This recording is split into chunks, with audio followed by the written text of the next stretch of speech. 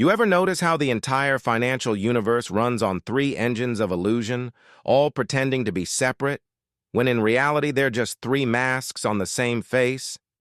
The stock market today is basically a cathedral built over an empty foundation.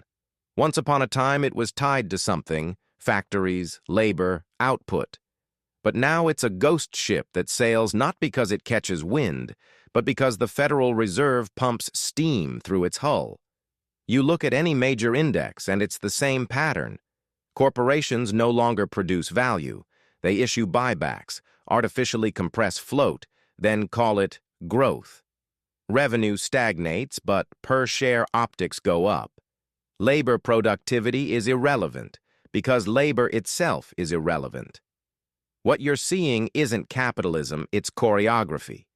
Executives dance in front of the quarterly altar and Wall Street pretends that the candles are still lit. But underneath, you see the skeleton. 10% staff, 90% narrative. The only thing that remains is the idea of growth, not the substance. The counter-monarchy that accidentally became the crown prince. Crypto started as rebellion. The anti-Fed, the anti-Wall Street, the anti-everything. But in the same way that empires absorb their enemies, the crypto world is becoming the parallel reserve system, not the challenger. Think about it. Bitcoin became a synthetic store of value in a world where actual value is evaporating. Altcoins became microeconomies for hyper-financialized attention. Stablecoins became the shadow euro-dollar system. Exchanges became private central banks. Crypto didn't overthrow the old world, it replicated it, just faster and with fewer guardrails. Yet here's the twist.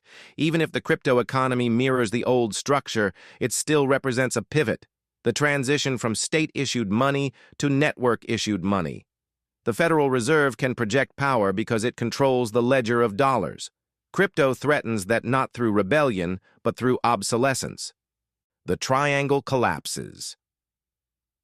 What we're witnessing right now is the convergence of the three.